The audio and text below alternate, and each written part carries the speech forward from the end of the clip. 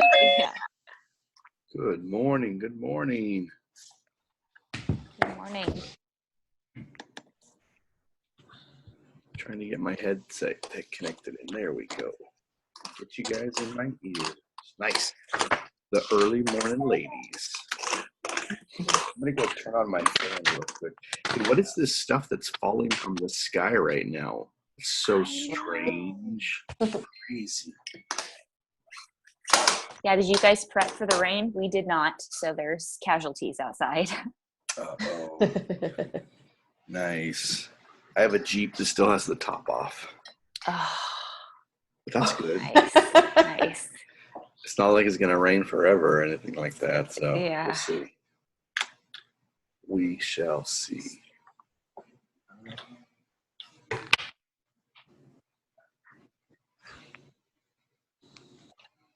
Yeah, don't touch him. Let's catch up a little bit while we're waiting for everybody else to gather together. What's been something in the last week's time frame that you're celebrating?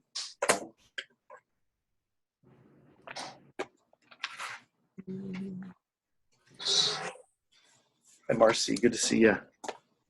Come on, somebody brave, jump in. Well, I was telling Senior on Sunday that, because you said we're thankful for, and I don't know what happened. Ignition Week just like kicked off something big for our family.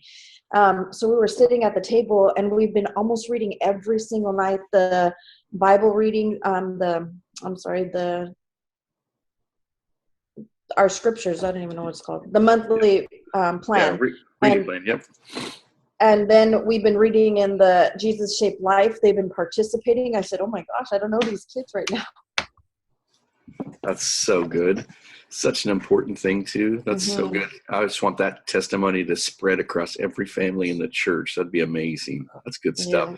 And that they want to be there, too. That's awesome. Good stuff. I think the biggest thing, too, is Big Abram is the one that's been reading the most. So they see him, and they're just jumping into it. There you go. Too. Yep. There you go. There's a good word right there. Oftentimes, yep.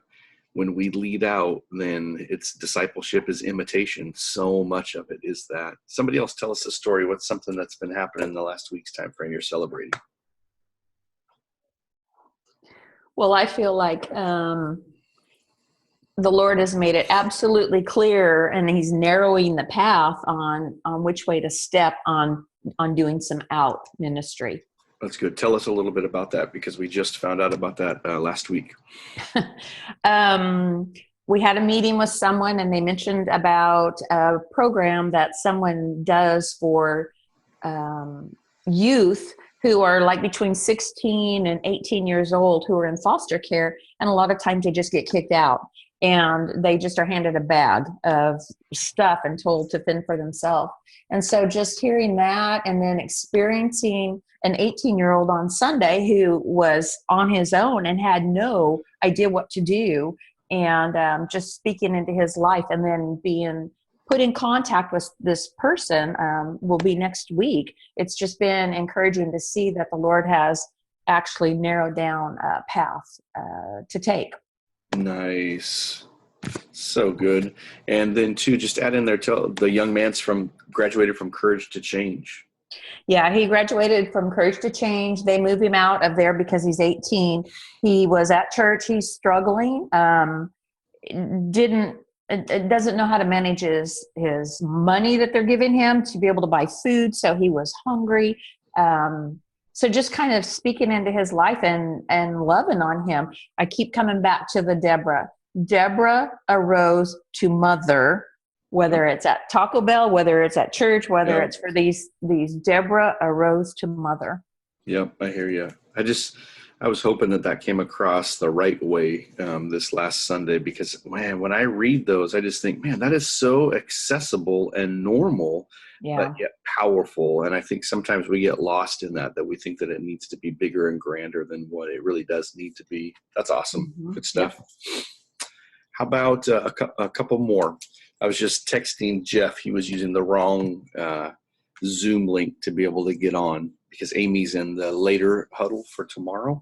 And so he was trying to use that one. And I was trying to send him the link to be able to get here. Somebody else, catch us up. A story that you're celebrating from the last week.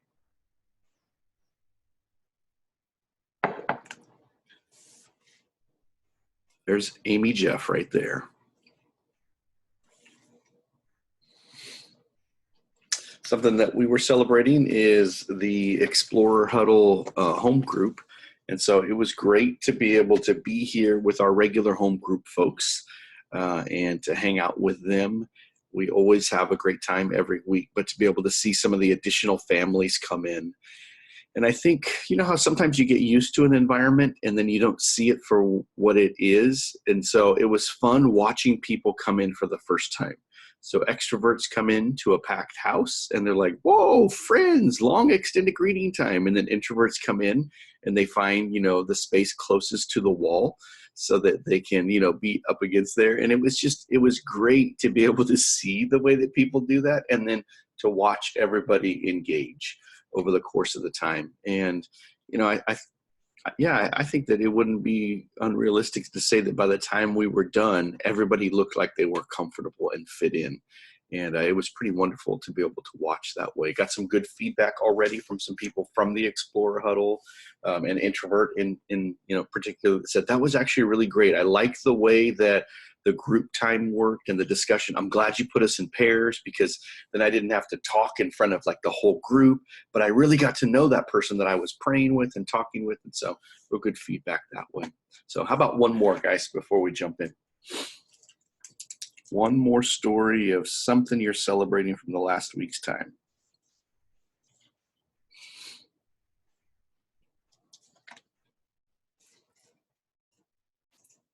Let's see. Let's hear it from, go ahead.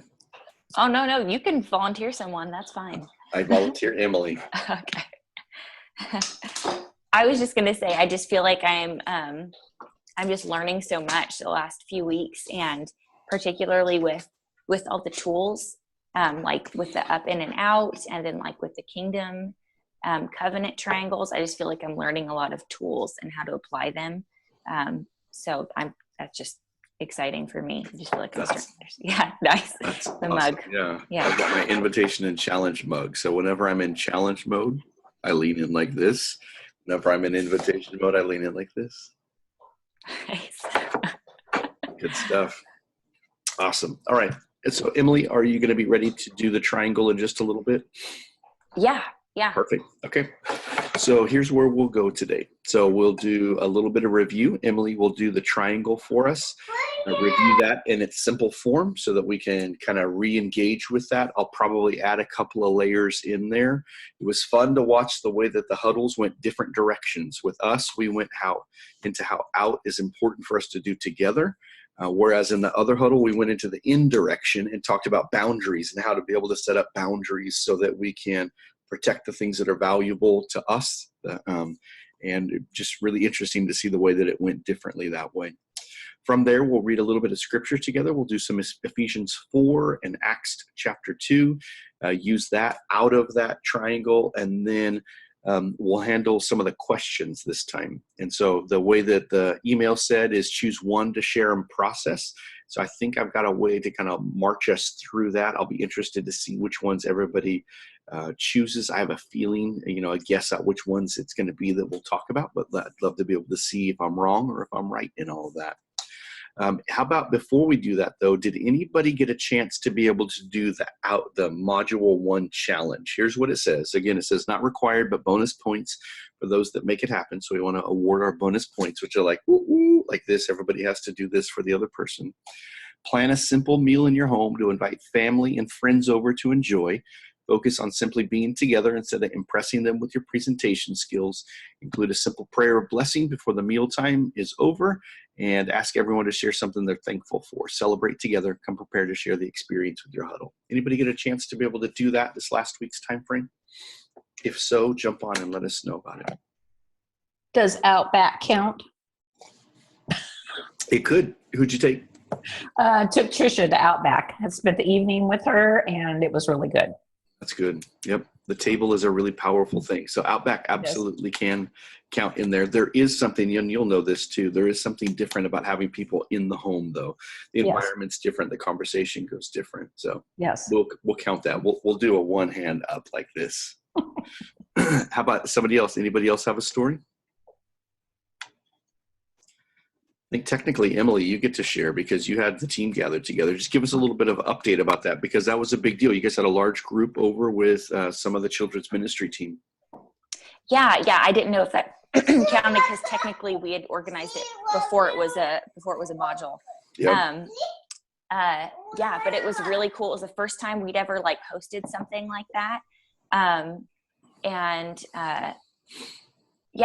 It was a cool dynamic to have people that I have relationship with at church that I would consider family at church being a part of our home. And it was a totally different feel, having them in our home and serving a meal and getting to talk with them and find out more about them. So it was cool. It was fun. I learned a lot too about how to do it differently even the next time. So. Yeah, I was giving Emily and Will some coaching. Like, when people ask for help, you say yes. You don't have to try to make sure to, as the hostess with the mostest, take care of everything that's there. And then even like at cleanup at the end, invite people to participate. The little maxim that I've been using is that when we don't ask people to help, we treat them like guests. When we ask them to help, we treat them like family. Because in a family environment, that's usually what we do. And so Anna is actually jumping in and letting us know how all of that works out. No, that's okay. That's good.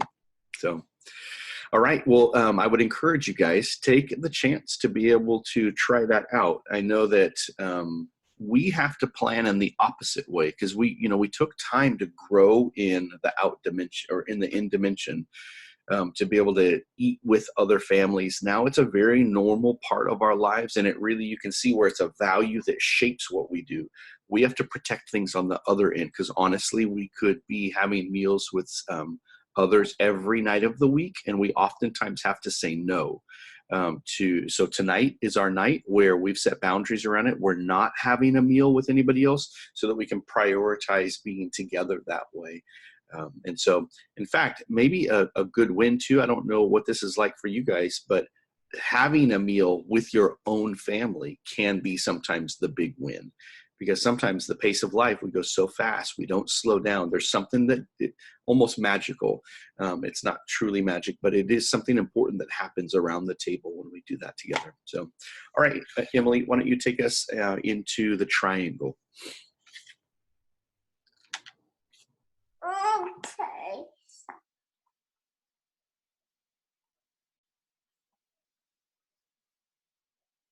Okay.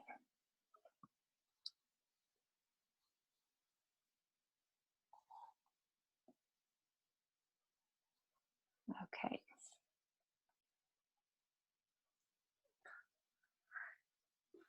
Oops.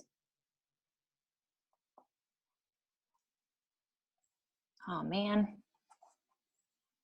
Struggle is real. I like how it's shaping up to be a house. Or it's working. This is really brave, though. I've actually never used the phone to be able to try to draw it out. So keep going. Okay, Don't worry. We go. You'll probably want to use your erase tool. Yeah, I can't get to it because there's my screen's in the way.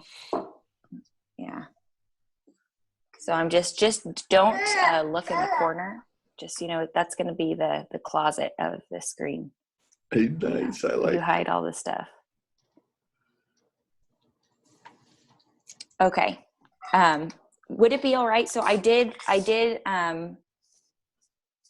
create sort of like two separate ones for the verses. Great. Go for it. Yeah. Show okay. Show us. So with Ephesians, I felt like Ephesians demonstrated the up in and out in more of like a physical representation, because it was literally, showing the reflection of like how Jesus lived out his life. And so it gave like specific examples of it. So in the up dimension, they talked about meals. Oh, I'm sorry, not in the up dimension. In the up dimension, praise and worship. That every time the disciples met, there was praise and worship. Oops. Oh my goodness. And in the in dimension, it was meals and fellowship. I mean, it mentions meals probably like 4 times.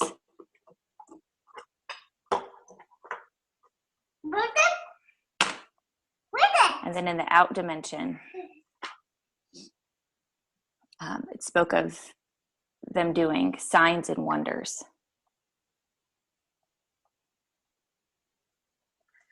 Oh, man.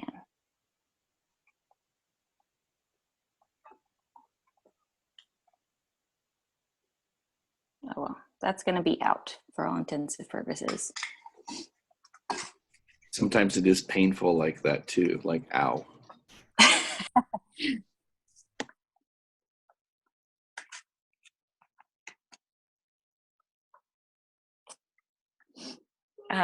So this was for Ephesians. It was like the physical representation of up, in, and out, engaging in praise and worship together, sharing meals and fellowship, and then the out was doing signs and wonders. And then in the Acts passage, well, it's not going to let me change it now, is it?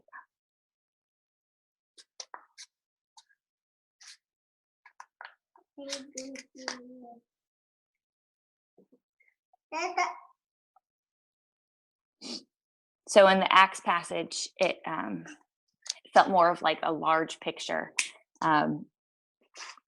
looking at the up dimension as Christ being like the head of the body.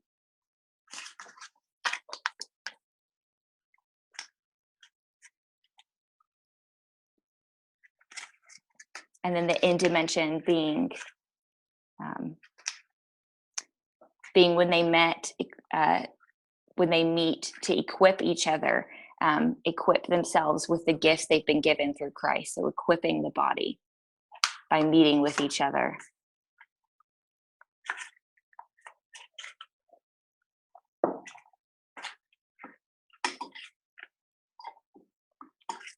And then the out dimension,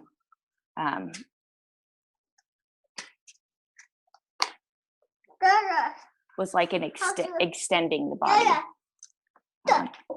by taking these gifts that Christ has given them and equipping each other, meeting with each other, and then being able to go out and further the body of Christ. And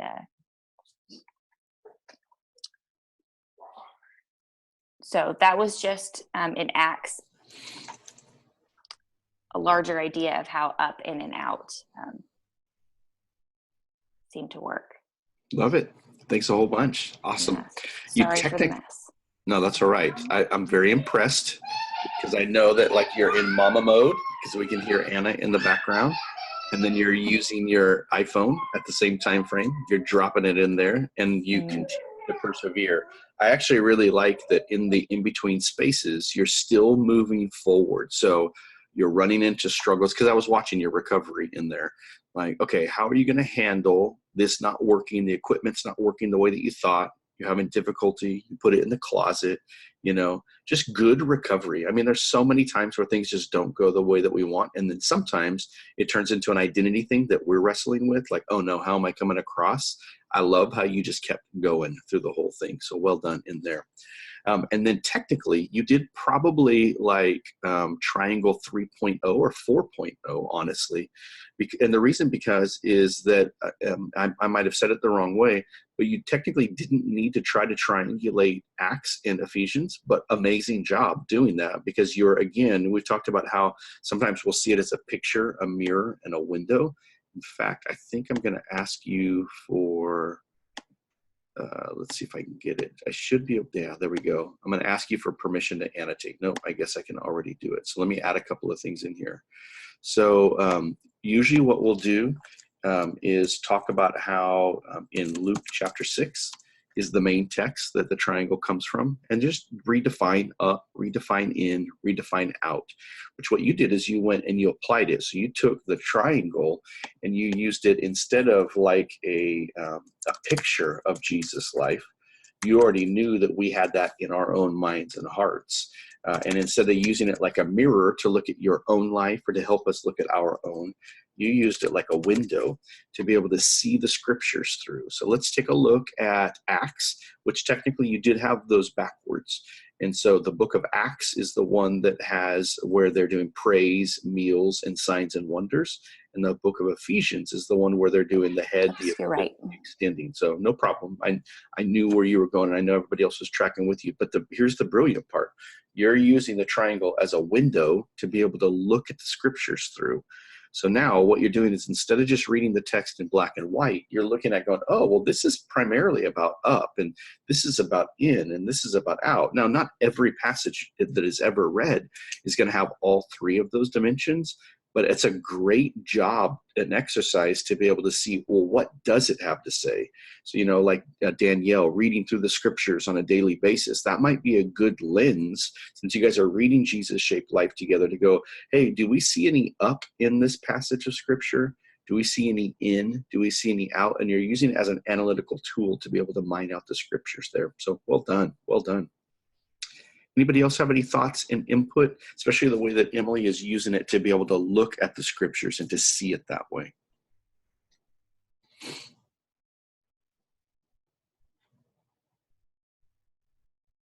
All right, Em, if you don't mind pulling that down for me, that would be great. You have controls on your end for that. Great job. All right, guys, so here's where we're going to go today. So I do want to read those passages with you guys, and I want to look at a couple of things and point you in some directions. Emily's really teed it all up already, seeing it in a triangulated way. So let's look at Ephesians 4:11. I'll read that, make a couple of comments. We'll pause, we'll digest. It's a place for questions.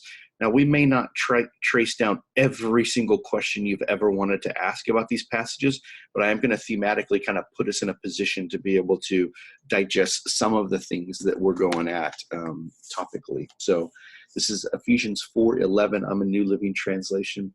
Now, these are the gifts Christ gave to the church: the apostles, prophets, the evangelists, and the pastors and teachers. Notice that it says these are the gifts, and then it describes people. Sometimes we think of spiritual gifts as things that people have, whereas here you see in this Ephesians passage that the gifts are the people, and it's the way that they behave, the way that they act, the things that they do, the way that their hearts are shaped. And so there's a premise too that I would suggest is that each one of you are primarily one of those five things. Now, we won't have time to go into great detail on this for today, but some of you are very apostolic. That doesn't mean that you were one of the original 12, and it's not an old joke or anything like that. But you are a sent person. You just think entrepreneurially, you think with new ideas, and you think about going, and you're probably irritated that the church isn't going enough. Some of you are prophets. I spoke a little bit about that with Deborah this last week. Some of you are geared toward hearing the things of God and sharing them. A lot of times a prophet's angst is that the people are not sticking closely to Jesus as the way that they should. Some of you are evangelists. You keep thinking about, why are we not engaging with those people who aren't in the church? We're spending way too much time with church people. Those people outside are dying and going to hell, and we need to find ways to be able to go to them. And so you might even spend a lot of time outside of the church. Some of you are pastors, which again, usually people are like freaked out. That doesn't mean you have the job title. That just means that you have a heart shaped for people, usually for gathering them, for shepherding them, for taking care of them. Oftentimes the angst of the pastor is that people are hurting and other people aren't taking care of them. Some of you are like teachers. Now, that doesn't mean that you're in a classroom and that you're teaching subjects. Usually it's that your heart is shaped around truth. You value truth you treasure it, and then you're oftentimes thinking about how you can explain something to somebody else so that they can get it, because you want the lights to be able to come on. The angst of the teacher is oftentimes that we're not valuing the truth and treasuring it enough, that we're treating it too lightly. So the gifts are people. Their responsibility, that means these people, is to equip God's people to do his work and to build up the church, the body of Christ. This will continue until we all come to such unity in our faith and knowledge of God's Son that we will be mature in the Lord, measuring up to the full and complete standard of Christ. Notice that the goal here is that all of those people, this isn't a leadership passage, though leadership is a component of it. That doesn't mean that it's leaders' jobs to do that. That's how I had always read it before. Everybody is shaped as one of these people. And then everybody's responsibility is to equip other people. So there's this ongoing built-in equipping that takes place in here, and it's for the sake of maturity. So it's until everybody is mature, and look at what the standard is, measuring up to the full standard of Jesus Christ. Then, once we're mature, we will no longer be immature like children. We won't be tossed and blown about by every wind of new teaching. We will not be influenced when people try to trick us with lies so clever they sound like truth. Instead, this is what happens in the sake of maturity. We will speak the truth in love, growing in every way more and more like Christ, who is the head of his body, the church. He makes the whole body fit together perfectly as each part does its own special work. It helps the other parts grow so that the whole body is healthy and growing and full of love. So you get this picture of this body flourishing, but it requires this intentional equipping and intentional maturity. And then we're shaped like Jesus. We're shaped as we continue to do that together. So each one of you have such an important component to life in the body of Christ. I know that I get paid to be able to do the work of ministry. I think sometimes that alienates other people. And then I look like a professional. Don't forget, I'm just Michael. I grew up in Exeter. I'm George and Terry's son. Jim and Arlene are my grandparents. I grew up in, Exeter Union High School, Monarchs 1994. I'm a regular guy who happens to have responded to a calling and have then a career, but that doesn't mean that like the only people that get to play in that passage are career people. This is something for everybody. My particular shape, I am not a pastoral person like shepherding and care. You guys are painfully aware of that. That is not the way that my life is shaped. I'm much more apostolic and much more prophetic in the way that I operate. I'm thinking about new systems, how to mobilize people and get more people involved to be able to do the work of ministry. And then I'm very prophetic in the sense that I'm constantly wanting to hold on to, God, what is it that you're actually saying so we can live out of that? That's got its strengths and it's got its weaknesses. And so in light of that, there's plenty of room to play in the body of Christ. And usually 30-40% of the body is comprised of pastors and teachers, people who maybe don't have a call and a commission as a lead pastor or an associate pastor, but their heart is shaped around, I don't want to see people hurting. I want to care for them. I don't want to see them excluded. I want to bring them in. And I want to see people know the word of God. That's great. There's plenty of places to play in the body that way. So let me just pause there. Here's the big picture. We're called, all of us together, and shaped by God with an identity to equip other people so that the whole body is mature. That's kind of the big premise I'd like to be able to settle in on. Any thoughts, ideas, questions, comments on that passage of scripture before we turn to Acts?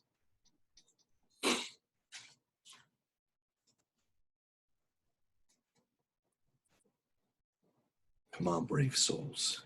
You can jump in. My mind is thinking either, I know this already, you've taught on this before, I get this, or you maybe just don't, I was going to say, or you're afraid to ask the question that you're thinking of, or you're like, I just don't know how to formulate the question. I'd love to even hear some of that kind of stuff. If you don't even know how to formulate the question, I'd love to even pick some of that stuff apart. Hello. Go for it, Jeff. Oh, and you're reading that, me and you've had this conversation before, but it's like, I'm kind of, when we did our personality test, I was high in pastoral, and that always seems to be a thing that I lean into. Yep. Is like, you see someone that's struggling, and I kind of get the big guy thing, but I go over there, and it's funny because people sometimes like Hannah's that way with me. She was scared of me for like the first 3 years she knew me, and then now she's like, every time she sees me, she come in and give me a big bear hug.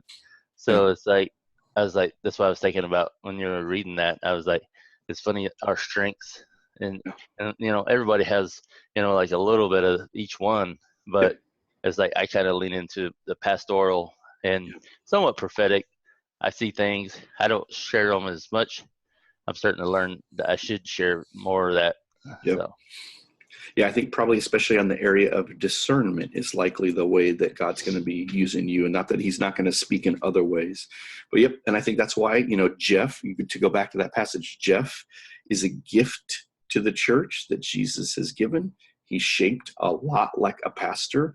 And because of that, the underground is receiving care at this moment because Jeff is there and he's equipping the body and bringing maturity in there. It's beautiful to be able to watch, and you can see the life of Jesus flowing into those places where you are. Plus, Jeff cooks really well too, and he loves people pastorally with food. He cooked a bunch of pork this last week for the Explorer Huddle, cooked some chicken last night for the underground team. Sorry, Dylan, you missed out on the chicken. And then he did eat all of your cookies and more. So somebody else, give me some other thoughts, especially in that direction where it's a personal application, like where you might potentially see yourself in one of those 5 areas.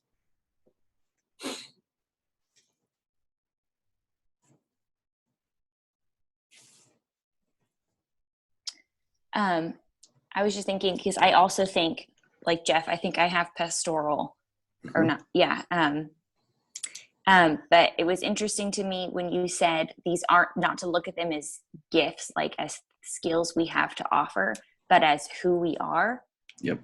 Like as people. And then for the next line to say like their responsibility, meaning like it's not even just something like, oh, I have this, let me try and offer it. It's like, no, this is who you are, and you are responsible to use it. Yeah. So. Yep. And just like Spider-Man says, with great power comes great responsibility. Yeah. And so it is interesting. So you see both covenant, this gift that is given, because these are grace things that God has done. So, the idea that he's given these gifts to the church.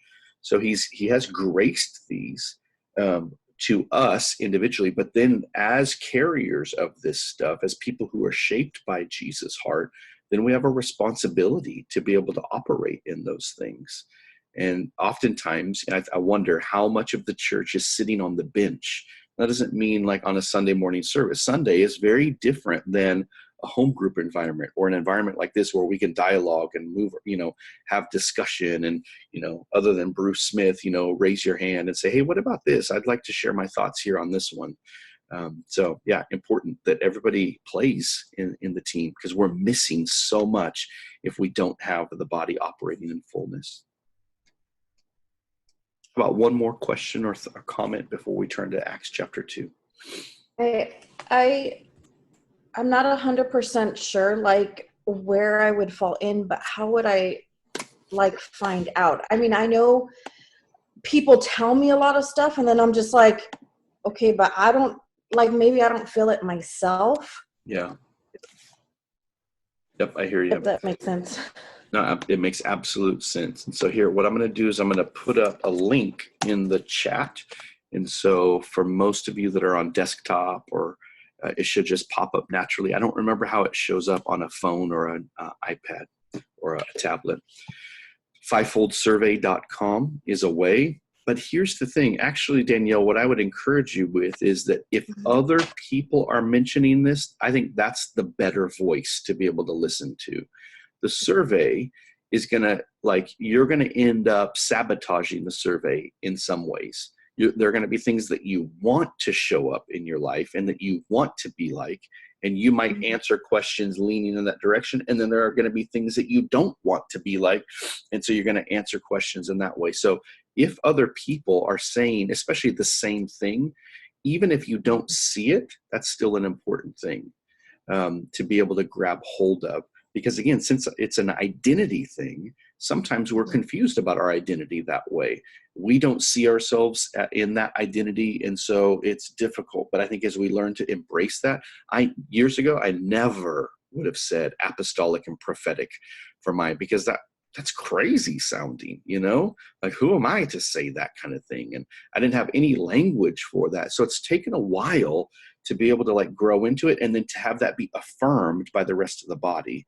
In fact, I remember in the classroom when people started to say, hey, you have a gift of teaching. When you start to teach, you break it down so that it makes more sense. Like, really? I never saw myself like that.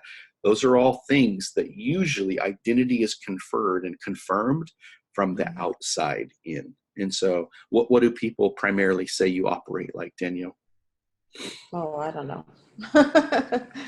I just, like, teacher is a big one, I guess, for me. And even outside, like work wise, because I'm always giving them, it's not like I don't take shortcuts or anything like that. And it's the same thing when I go, but I'm just like, I just tell people what I think. I don't know. Yep, I agree. And then I think I see and experience a lot of pastoral care from you.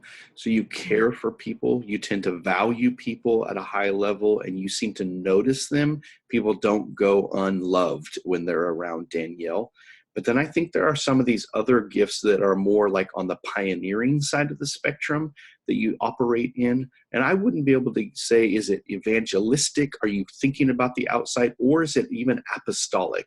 But there's something about how you think structurally that tends to, I experience that, but I'd have to see you at work, at Taco Bell, and other places like that. But those are the things that I've experienced from you. So fivefoldsurvey.com, but again, you may sabotage that. I know that there's I want to be certain things, and sometimes my wants get in the way. And so I'll sabotage it that way. But even just ask, maybe even somebody else that's on the huddle, hey, what do you see in me? I know that's a difficult question to sometimes ask, but just like I was, pointing out, here's what I've experienced of Danielle. That's, a way to be able to get that confirmed. All right, let's turn to Acts chapter 2 now, a couple pages back. Couple books backwards. Acts chapter 2, 42. Such a critical passage, beautiful snapshot of the early church. This is right after, there were just 120 gathered in the upper room. The Pentecost breaks out. The Holy Spirit comes, fills them, they're witnesses. And then the very first thing that happens out of that is Peter preaches a message. Thousands of people are turning to Jesus.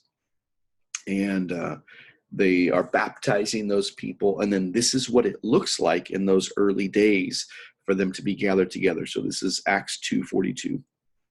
All the believers devoted themselves to the apostles' teaching and to fellowship and to sharing in meals, including the Lord's Supper and to prayer. So notice, just like Emily delineated, you see up and in primarily there. A deep sense of awe came over them all, and the apostles performed many miraculous signs and wonders. That's a good overflow of out. The power of God, the presence of God is flowing out of them. And all the believers met together in one place and shared everything they had. It's a lot of in. They sold their property and possessions and shared the money with those in need. I think that that's in, but I think it's fueled by up, because that's not a normal thing that people do, sell their property and give it away. We operate in the different, so you can see the power of God flowing even through that to work that way. They worshiped together at the temple each day, up. They met in homes for the Lord's Supper, in, and shared their meals with great joy and generosity, in, and then a little bit with the out, with the generosity side of it. All the while praising God and enjoying the goodwill of all of the people. Notice the out reputation that they have.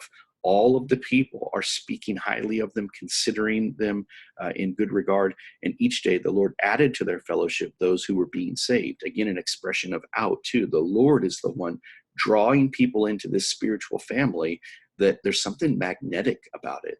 They're passionate about the way that they worship God. They have this radical community to the way that they live, and there's this missional zeal behind everything that they do. And before persecution broke out, I think they would have just stayed in Jerusalem the whole entire time, because it was so good. It was everything that they had hoped for. And I think that as human beings that we're created for in there. So, but yeah, just like Emily said, you see loads of up, in and out and the way that the family is called to be able to live. Now, when I look at that, I can see glimpses of that in our church and in the church of today. But there's a huge difference. There's a huge difference from what they were experiencing and what we're experiencing. So let's pause and give some thoughts in there before we turn to those questions. Any other ideas, questions, clarification, ahas that you see from those passages?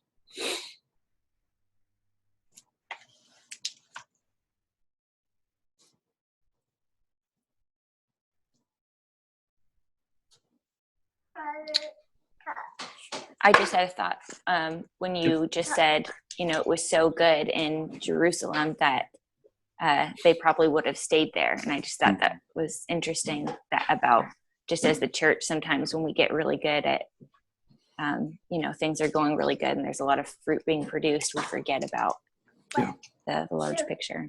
Yeah, absolutely. Because I think sometimes comfort lures us in to stay put. And again, let's remember, this is with strong apostolic leadership that they're living in, but it just feels good. And so the apostolic leadership is invested back into the community in one city, but later on, new types of apostolic ministry are going to have to happen. Persecution comes, they're scattered. But again, you guys have heard me say this before. What's beautiful is that instead of that derailing the church, it just like starfish gets broken into pieces and multiplies all over again. And it spreads, and you see this persecution wave continue to push the church into it. So stress oftentimes creates new growth.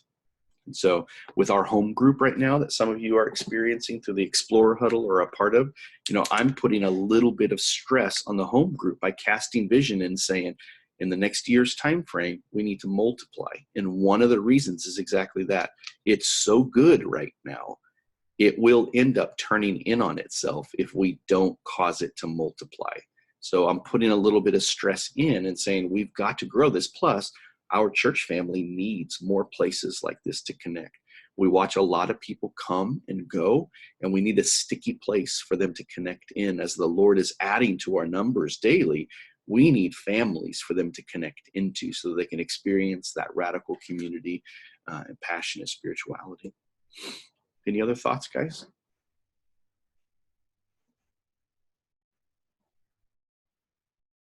All right, we've got 18 minutes left, and here's what I'd like to do with this final bit of time. If you can look at those questions that I sent in advance, either by opening that up on your device, I'll read them again, but I just want us to go around really quick, and I want to know which one of those questions is the one that feels like is the one that's most important for you to share and to process. Again, I've got my guesses as to which ones it's going to be, but I want to make sure that I'm right. And then I'm going to begin to move in that direction and try to get us closer to, okay, well then if that's the question, what is it that God seems to be saying to us and what might we do about it? So go around, share which one of those questions is the one that's catching your attention. Here they are. I'll read them. Is my life shaped by my past hurts? Again, talking about the Jesus-shaped life, a lot of times our hurts do shape us. 2, can I identify the dimensions of Jesus' life I need to imitate, pointing us in the direction where do I need to grow? 3, what would God celebrate about the shape of my life? Maybe there's something that he's really encouraging you with because you have been growing.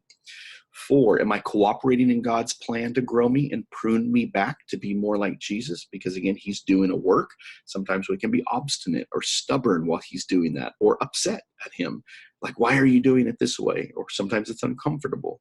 5, do I come to church for what can be provided or offered to me? Again, that's the idea about the church shaped like Jesus. And then the last one, am I aware of my responsibility in the church to empower people to live a life shaped like Jesus? That comes from that Ephesians passage, that idea of responsibility that we have in the identity that God's given to us. So let's go around. Why don't you read us the question that most catches your attention out of that? How about we'll go with Terry. I was writing down my question. I think that, am I aware of my responsibility in the church to empower people to live a life shaped like Jesus? When we talk about the semicircle, which is a time of abiding or doing, and we have been in a season of abiding. And recently, in the last, since you did the Heroes sermon series, God has just stirred. I have a super responsibility for the time I have left to empower people to be who they need to be in God.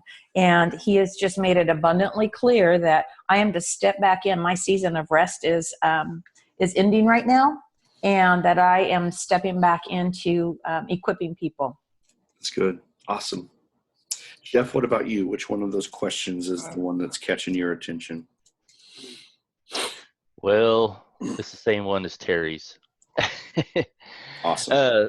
Is just being more aware of my responsibility at church, and to step into roles that need me. It's just kind of like, I think we talked about it on Sunday.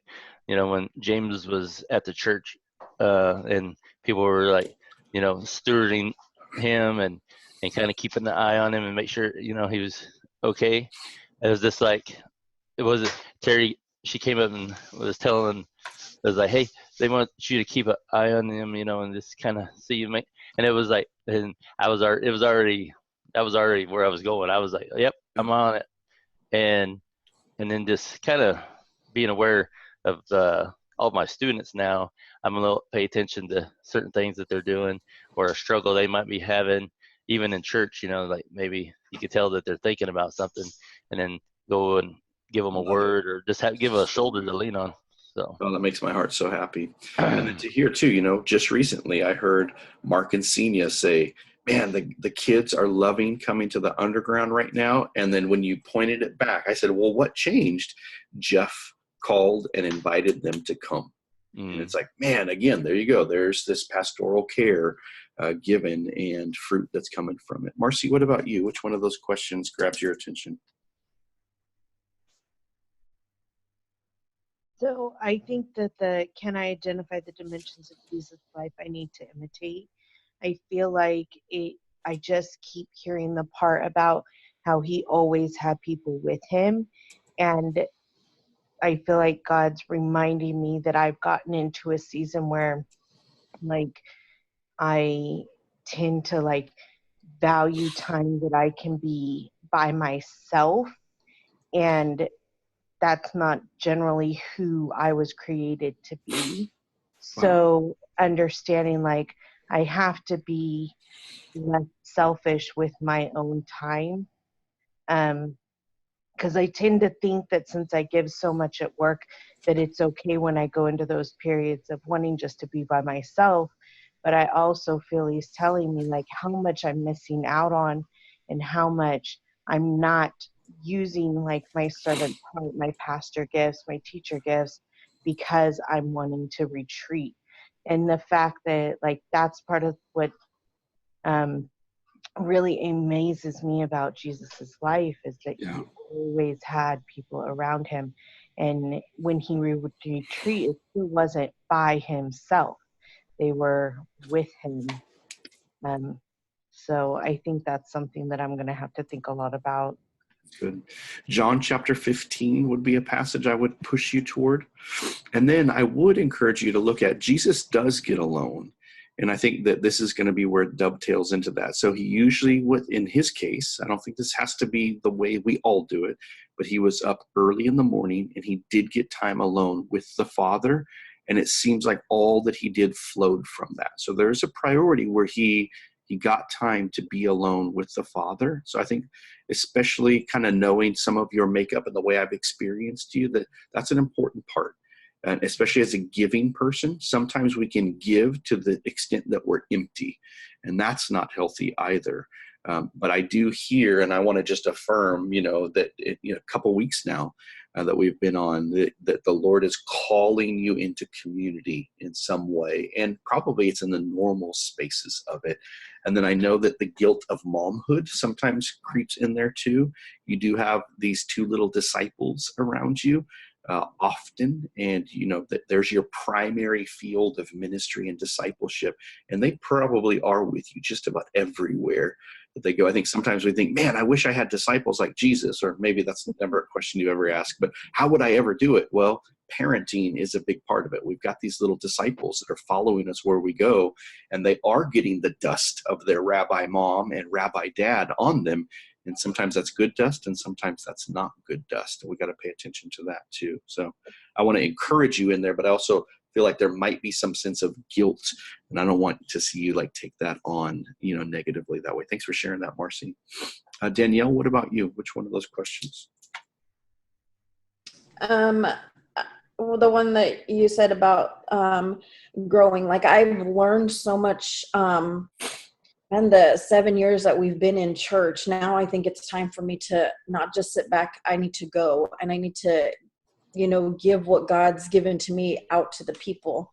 And I do it a little bit, but sometimes I hesitate, and I sometimes think that maybe my own experiences or whatever is what I give, instead of, no, God says this instead. So I'm growing up now. I need to give it out. That's good. Well, and how great then too, if you're noticing that, like, I want to make sure that I'm not giving away Danielle's good ideas, but God's good ideas. You're reading the Word of God as a family. You're reading Jesus-shaped life as a family. Those are good input things, so that what flows from your heart is the Word of God and the things of God that way. That's great. Thanks, Danielle. Dylan, what about you, buddy? Let me look at that one question again. The one where it says, "Is my life shaped by past hurts?" I think the answer to that question is always yes, but the difference lies in the how. Yeah. Because, just the way that we are as humans, we use our experiences to gain knowledge from them and move on. But with past hurts, it depends a lot on how you deal with it, whether it's like emotional or physical or relationally, like whether you hold it in, whether you deal with it, how you handle it. But I think no matter what, it does affect you, and you can learn from it, whether it was good or bad. Yep, absolutely. And whether you personally handled it good or bad. Because you can always look back on it and be like, wow, I hurt a lot of people, but you don't have to be stuck in it. Like, I can learn from this. I don't have to do that again. Yeah, that's so good. And I think it's the way that Jesus heals our whole life. Now, he may not do it immediately. That's usually not the way that he does. There's miraculous times, and I'm sure everybody can look at their own life and see, man, God showed up and he changed everything in this instance. But a lot of times, too, he changes things slowly. And I think that this is my own testimony, is that he does that because he's doing a character work on me more than he's just doing a healing work on me. Because he wants me to be able to grow in maturity. And buddy, I've been bragging on you in so many places behind your back, where I'm just saying Dylan is doing such a great job in the midst of difficult circumstances. And, I've even been saying, I don't know that he sees it, but he's growing so much, and he's doing all of the work that people will grow through. So even if you can't see it yet, I know you've got a massive growth spurt coming in the future, because you're doing the things that somebody grows in, or the ways that people grow. And I'm super proud of you, buddy. Well done in there. And I think, Jesus wants to continue to heal every part of us. And we can always take those things. We don't have to be ashamed to take those things to him, even if the healing comes in layers. Emily, what about you? Oh, go ahead, Dylan. For like me personally, how analytical and kind of logical the way I think is the way I figure stuff out, and not put Jesus where I thought he was, but where I see him is as I'm working things out in my head, I figure out where it wasn't me, it was him. Yeah. In the timeline of events, or how it works out in my head. Yep. And you're a lot like your mama too. So I spent a lot of time talking with your mama at work, where she's working through these things and trying to get them at a practical level. But then you're a lot like your dad too. And so you've got an interesting mix of these strong emotional things going on the inside, but you're not necessarily, extroverted in sharing those with a lot of other people that way. So well done. Emily, what about you? Which one of those questions is grabbing your attention? Yeah, well, I think specifically today, just with the Ephesians passage, the responsibility, question. Just like, you know who I am, what you're supposed to do, so go do it. Yeah, that's good. And I mean, I think this season has been very much that for you, from prophetic words that have been given to you, which, by the way, we won't have time for it, but I would encourage you guys, get some time with Emily to ask about the journey of her stepping into the role as children's ministry director, because it's just a beautiful story of what God's done, how he's spoken, and then really met her right where she is too. So it's a great story. But yeah, it makes perfect sense to me that would be the one. So I was wrong, guys. I thought we were going to go a different direction than the way that you guys went. I love being wrong in those regards that way. And so, I mean, it looks like for the most part, the aware of responsibility is a big kairos for the group. And then identifying the dimensions that I need to imitate is the other one. And then even, I think, in a sense, Dylan's past hurts questions fits in there about areas and ways to be able to grow in that regard. So we've only got 5 minutes left, and so we won't be able to process all the way around. But here's the 2 questions. Write these 2 questions down, okay? The first one to attend to is, what is God saying to me? So just by sharing, what you've already shared, I want to state God's in there somehow. Okay. And I think more time would be needed to tease out how much he's in it, what he's saying about it. But you guys know, because the Spirit of God is in you, how to be able to discern more of that. And so what's God saying to me? And then the second question, write this one down. What am I going to do about it?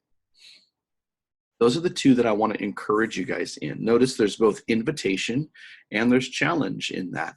God's speaking to you. He loves to speak to you. He loves to bring his kingdom in your life. He loves to see you grow. But that second question does have responsibility innately tied into it. What will I do about it? Because he's not going to force it. Most spiritual growth isn't something that God does. It's something that he initiates, he empowers, but we partner with him. So we say yes all along the way. And so I think for those of you that am I aware of my responsibility? It's really cool to be able to see the ways that God is awakening you guys to that responsibility and the ways that you're seeing those things. And so I think I'm just going to even, before we get off the call, just pray for revelation and insight.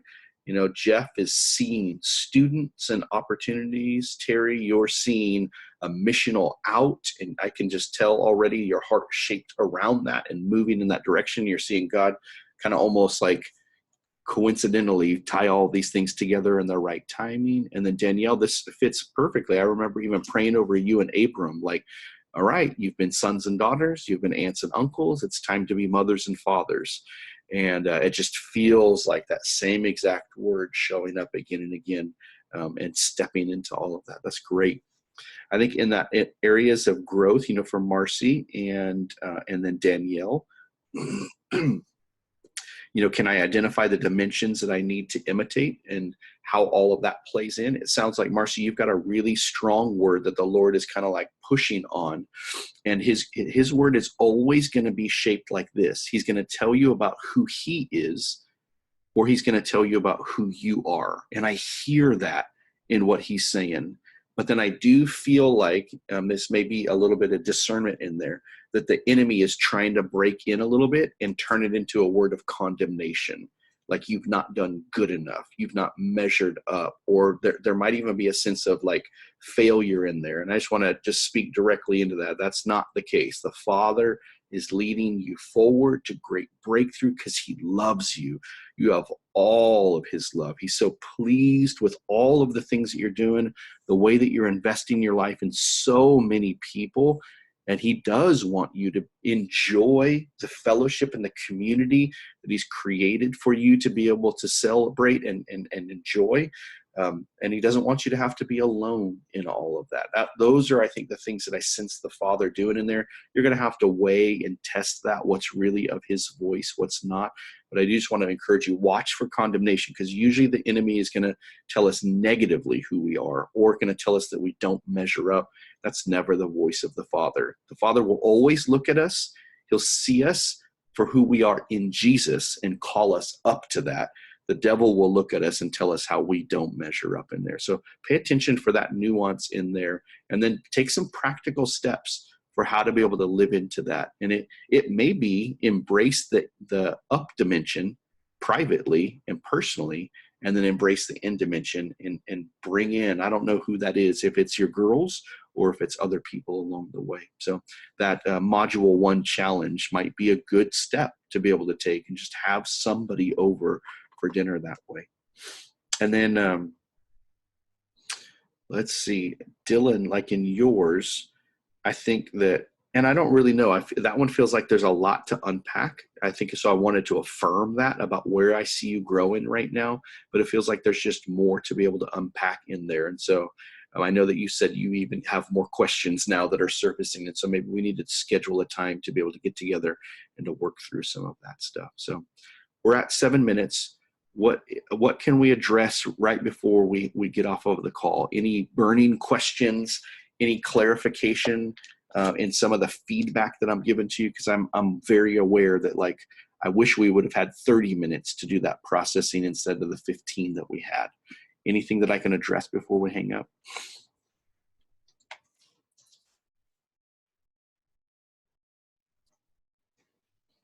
All right, then here's what I would say.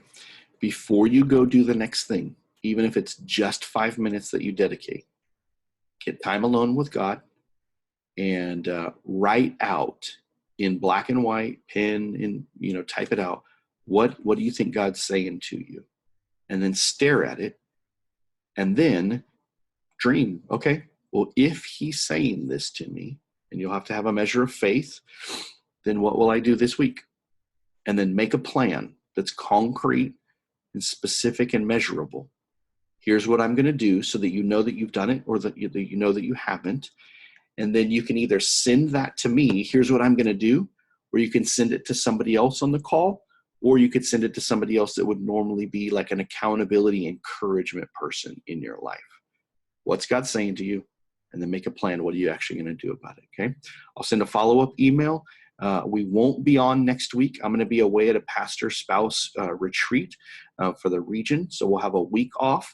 There will be a new reading assignment for the next series of chapters, but you'll have an extra week to be able to do that. I would encourage you, take that challenge and put that into practice. One, because it's just good for us to step into that, the things of the book of Acts. But then also it's just good for the rest of the body too. A very practical way to take responsibility that way. All right, guys, bless you. Have a great day.